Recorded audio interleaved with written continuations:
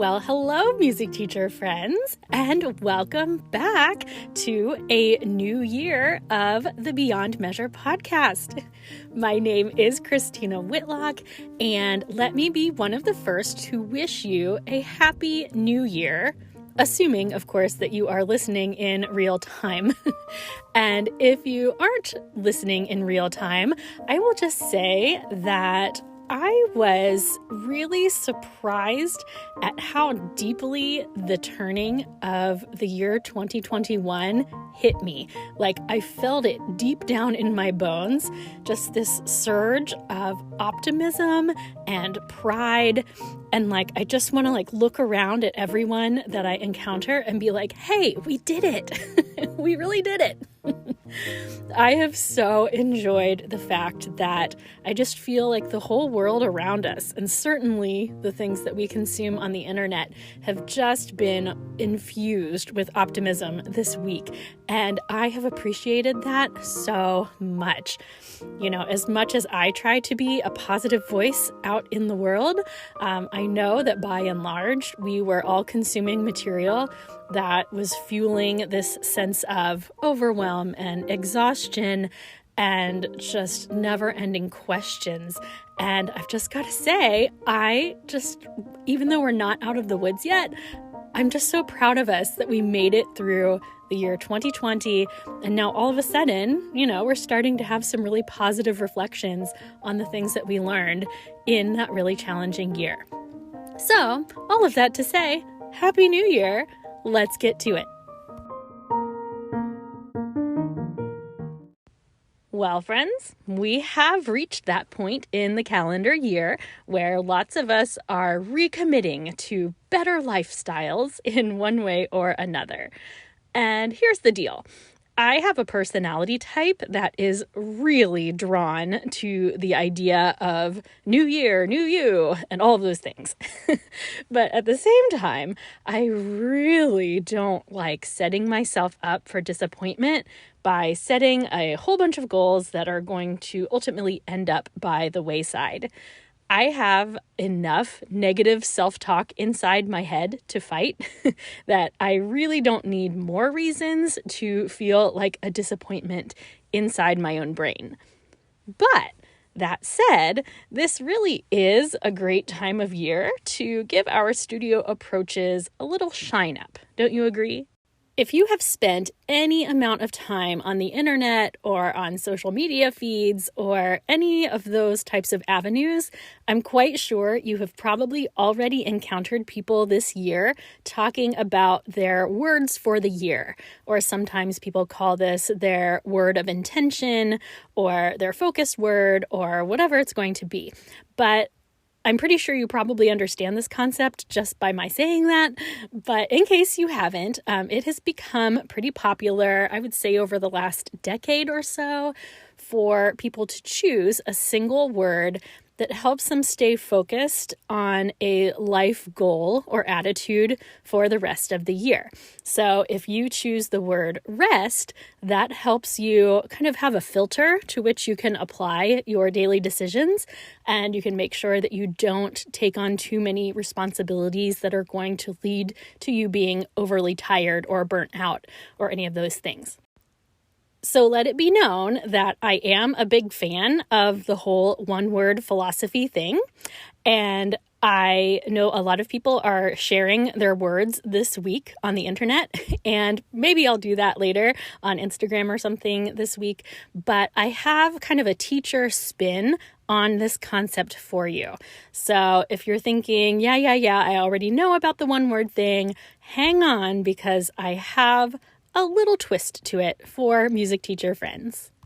If you know nothing else about me as a piano teacher, you should probably know that I pride myself on teaching the individual in front of me according to their own unique needs.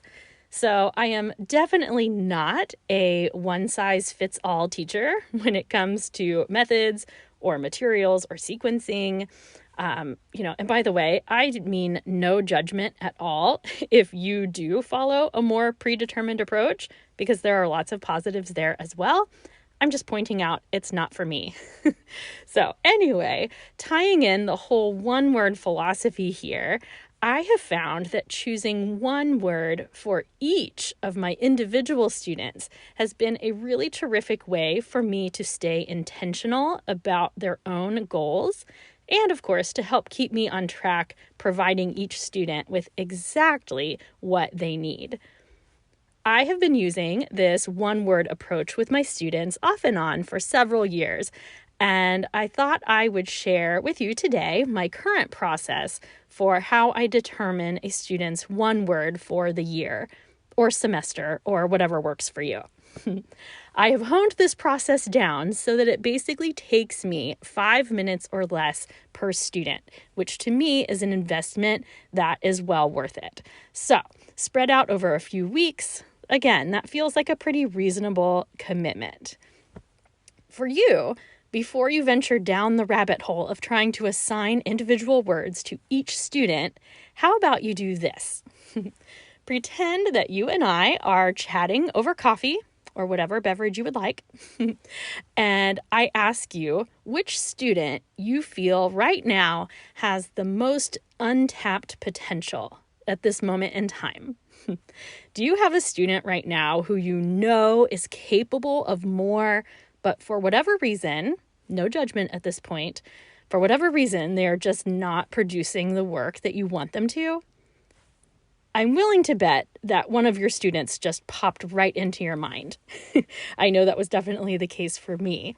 But just in case that didn't bring anyone's name to the surface, consider instead if I asked you what student you feel the most challenging right now. Perhaps they're challenging because of their attitude or because you have a particularly difficult time choosing repertoire that really suits them. Maybe they're challenging because of personal situations at home or because of a learning exceptionality. But do you have a name now? If not, just go ahead and pick the next student you're going to see for a lesson. Whatever works, but have one student in mind right now.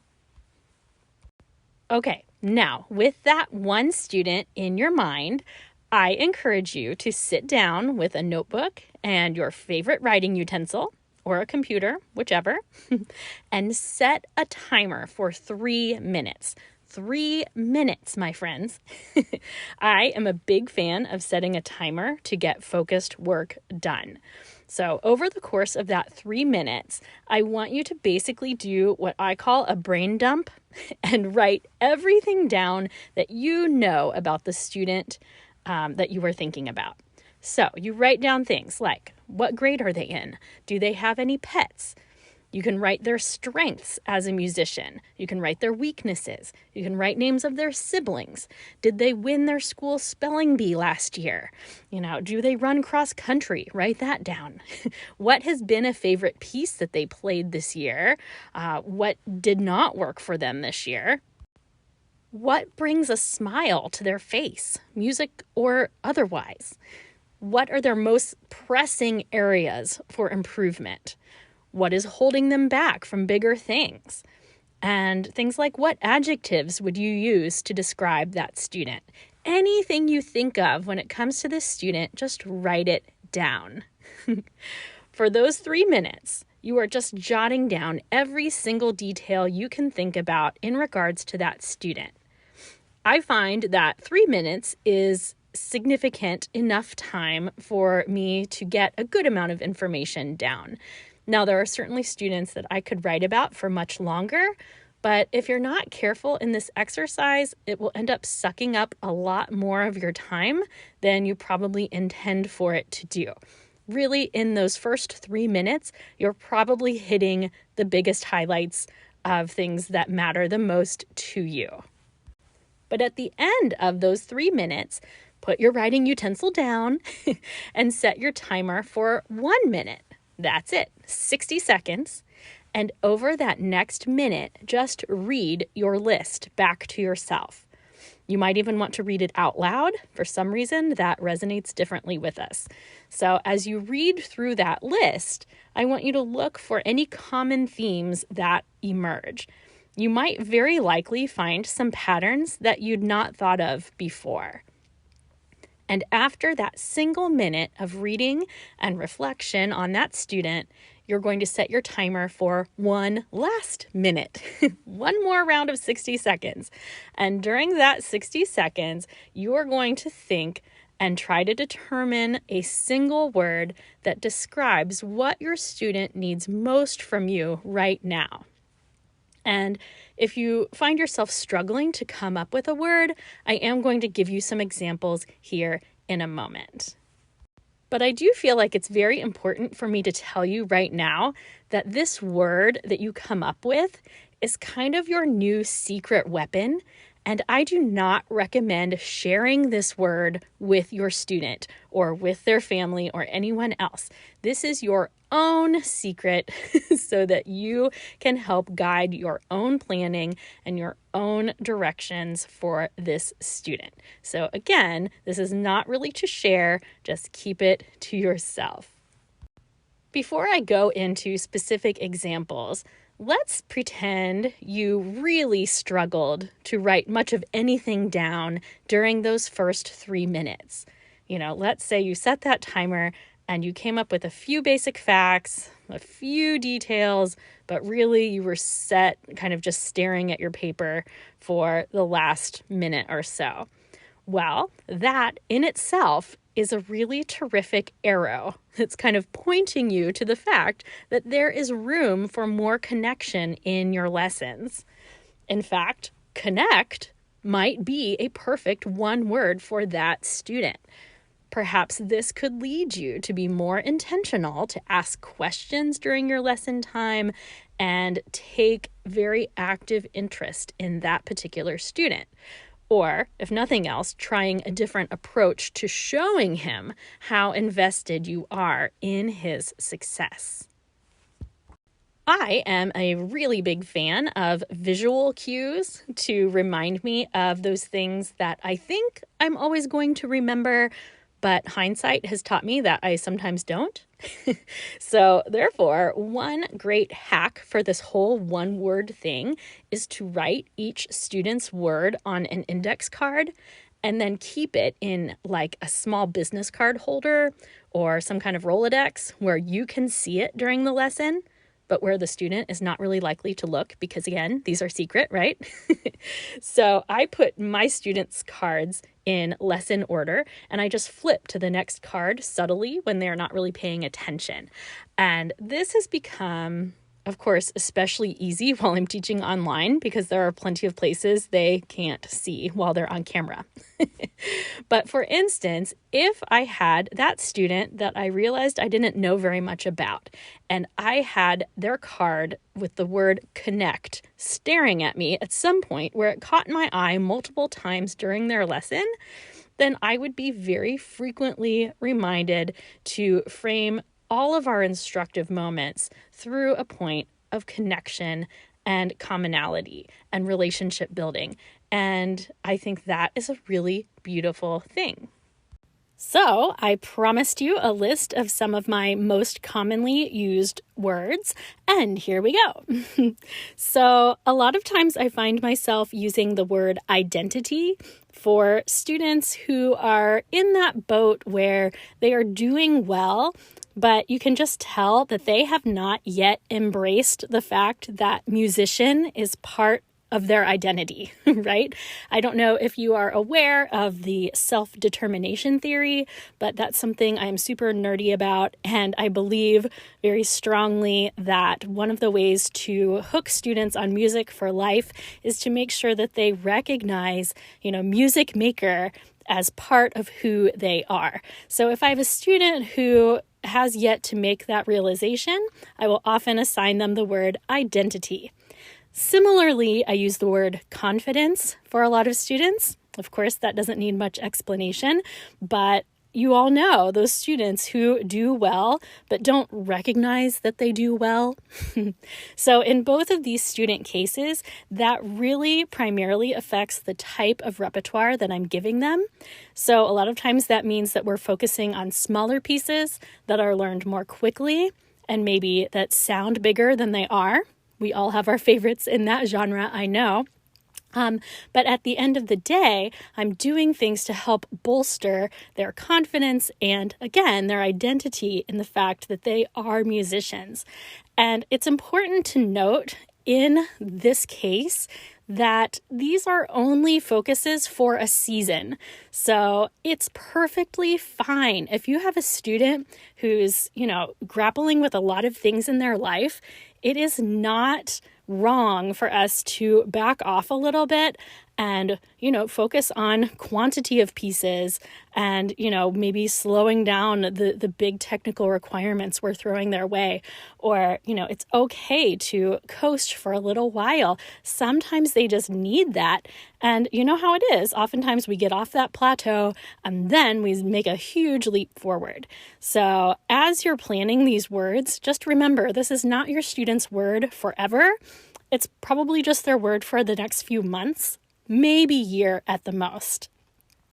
Now, those words, of course, are fairly philosophical in nature, and there are a lot of times where I find myself focusing more on kind of like brass tacks words for my developing students. So, for instance, I might choose the word continuity or fluidity for those students who, even though they're playing things correctly on the page, just cannot get a sense of rhythm that moves forward. You know the type. But that just helps me make sure that I'm planning lots of off-bench rhythmic and movement time and all kinds of other things therein.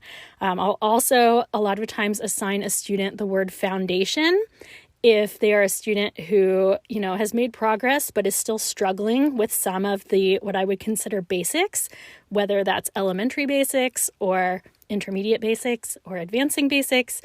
I just make sure that I tie my lessons back into fundamental music skills as much as possible. So foundation is another word that I use a lot.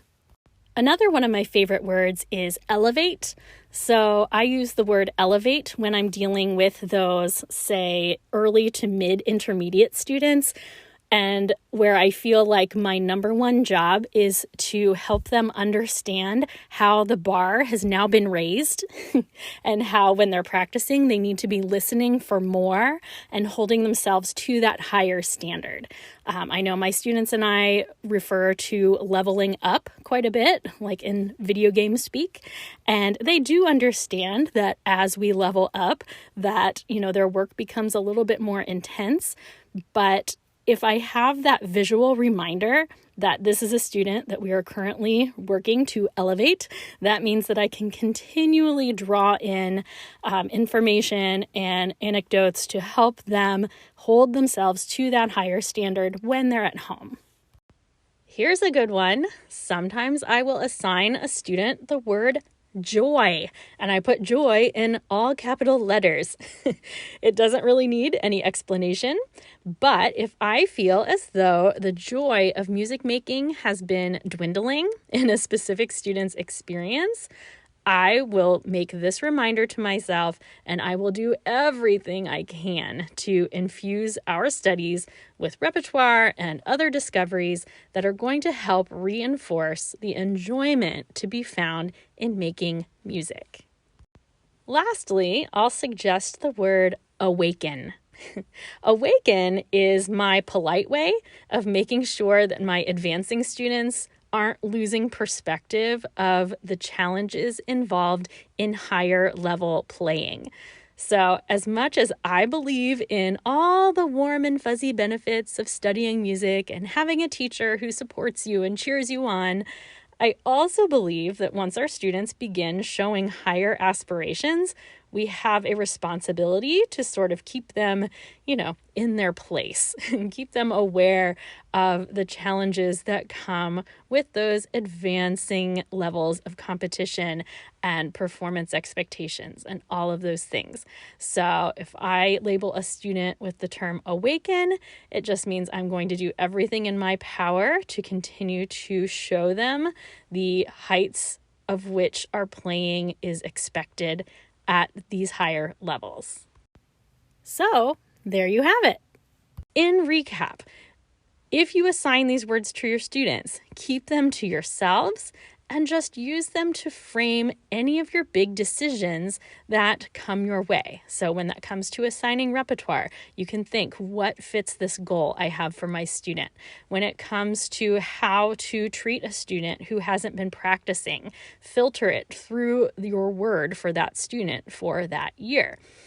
It also helps you see, months from now, if you go back through your cards and try to see if any of your students have moved out of their word, that helps you note progress, right?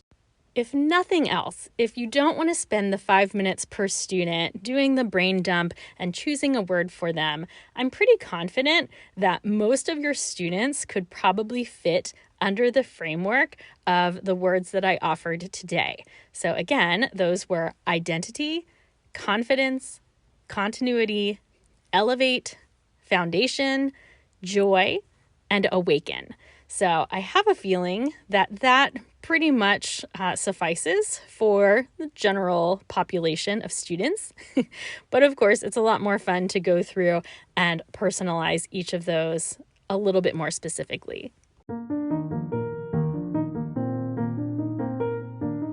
And now that I've given you some homework, let's go ahead and wrap up this episode with our first music teacher toast of the new year. Music teacher friends of the world, today we look into the next calendar year fully acknowledging, like never before, that we have no idea what the next 360 or so days are going to hold for us. It has never been more important for us to focus on the things that we can control and just roll with whatever else life throws our way. The amount of effort we put into our student relationships is absolutely one of those things that you can control. So I hope that today's idea of choosing an individual word was helpful for you. Start small on this project, my friends. Don't feel like you have to spend the next 3 days meditating on a word for each of your students. Ask yourself whose lessons you most want to improve and go from there. In fact, I'll go as far as to say, I don't think you should even try to do more than 3 of these in a single day. I know that my capacity for deep thinking on this level dries up pretty quickly. So anyway, back to toasting. May you each march boldly into this year of 2021 with a fierce, unwavering commitment to make the world a better place through every student that you work with. May you stay true to yourself as you humbly give the gifts of music to the world, and may you find satisfaction within yourself for a job well done, counting any and all external accolades as bonus. That is my 2021 wish for you, my music teacher friends.